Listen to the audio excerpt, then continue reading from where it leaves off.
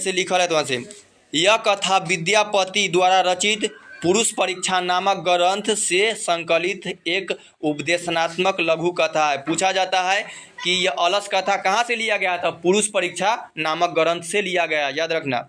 विद्यापति ने मैथिली, अवरहट तथा संस्कृत तीनों भाषा में ग्रंथ की रचना की है। पुरुष परीक्षा में धर्म, यह में कहता है, अर्थ, काम आदि विषयों के संबंध में अनेक मनोरंजक कथाएं दी गई है। अलस कथा में आलस्य के निवारण की प्रेरणा दी गई है। इस पाठ में संसार के विचित्र गतिविधियों की परिचय मिलता है। यह आलस भगाने के लिए पूरा आलस कहानी लिखल है।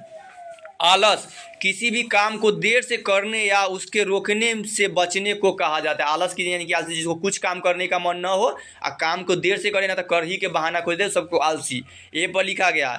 आलसी और किसी को जो चुस्त यानी निकम्मा होता है उसे आलसी कहा जाता है। आलसी व्यक्ति जीवन में सक्रिय नहीं होता है और समय पर अपना काम नहीं करता, आज के बिहान टालते रहे।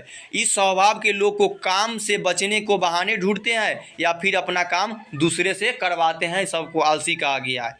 अब इसका जे संस्कृत में सब लिखल गया है, अयम पाठ विद्यापति, संस्कृत खाली हम हिंदी सुना देते हैं। यह पाठ विद्यापति रचित कथा ग्रंथ पुरुष परीक्षा नामक ग्रंथ का अंश विशेष है। पुरुष परीक्षा कथा ग्रंथ में मानवीय गुणों पर प्रकाश डाला गया है और दोषों के दूर करने की शिक्षा दी गई है। विद्यापति लोकप्रिय मैथिली कवि थे। उधर सब मैथिली भाषा बोला जाता है तो मैथिली कवि है। विद्यापति धाम समस्तीपुर जिला के। अनेक संस्कृत ग्रंथों के निर्माता भी विद्यापति थे। उनकी विशेषताएं संस्कृत विषय में भी बहुत है। प्रस्तुत पाठ में आलस्य दोष इसे साबित करने के लिए व्यंग्यात्मक कथा प्रस्तुत किया गया है। नीतिकार लोग आलस्य को शत्रु मानते हैं। क्वेश्चन पूछा जाता है सबसे बड़ा शत्रु क्या है? तो आलस्य। देखो पहला आलस कथा की कहानी स्टार्ट होता है। मिथिला में वीरेश्वर नाम का एक मंत्री था। वह स्वभाव से दानी और दयावान था, दयालु भी था। वह संकटग्रस्त तथा अनाथ लोगों को प्रतिदिन इच्छा भर भोजन कराता था। जे लोग संकट में है, जो अनाथ है, जो अनाथ सबके भोजन। वह आलसियों को भी अन्न वस्त्र देता था। बता दे कि सब तो कुछ और था, ये आलसी के लिए भी घर अन्न खाना देता था। शांत से रहो। वह आलसियों को भी अन्न वस्त्र देता था क्योंकि दुखी मनुष्य को पहला स्थान आलसियों का होता है। इनका मुख्य सिद्धांत भूखे रहना अच्छा है लेकिन कोई काम नहीं करना है, अर्थात आलसी लोग पेट की आग सह लेते हैं किंतु परिश्रम करना नहीं चाहते हैं।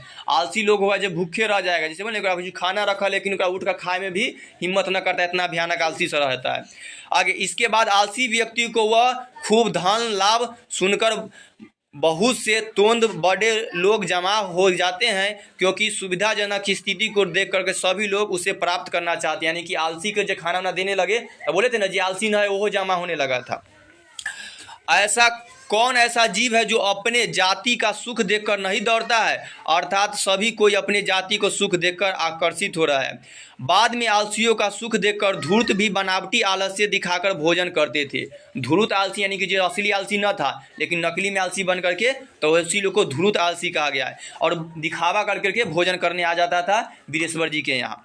इस बीच आलसियों पर अधिक खर्च देखकर राजपुरुषों द्वारा विचार किया गया। देखा कि बहुतेक आलसियों का बहुत पैसा खर्च हो रहा है, तब पता लगाना क्या है। विचार किया गया कि बुद्धि से हीन पर दया करके स्वामी द्वारा केवल आलसियों को वस्तु दी जाती है। कपट के आलसी भी वस्तु पाते हैं, यह हमारे आलस्य में, यानी कि आलस्य में कपटी लोग भी आ गया जो आलसी बनल है। इसलिए उन आलस्यों हीनों की जांच की जाए, ऐसा विचार कर सोए व्यवस्था में आलसियों के घर में आग लगाकर जांच जाता है। इसके बाद घर में आग लगे को बढ़ते हुए देखकर सभी धूर्त लोग भाग गए, यानी जितना नकली आलसी था से भाग गया। इसके बाद कुछ आलसी लोग भाग गए। 4 व्यक्ति वहीं सोए था, लेकिन सब भाग गए, लेकिन 4 गो आलसी वहीं सोए था तथा परस्पर बातें कर रहा था। चारों बात कर रहा है। एक ने कपड़े से मुख को ढक कर बोला, कपड़ा से मुँह ढक लिया, अरे हल्ला कैसा, यानी कि अहम कोलाहल अस्थित है तो हल्ला कैसा। दूसरे ने कहा लगता है इस घर में आग लग गई है।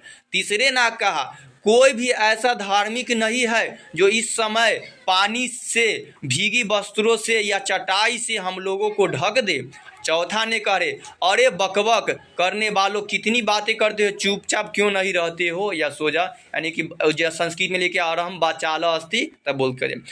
तब चारों की आपसी बात सुनकर और उसके ऊपर फैली आग को देखकर योगी पुरुष की मृत्यु होने के भय से चारों आलसी को बाल पकड़ करके खींचते हुए बाहर निकाला गया।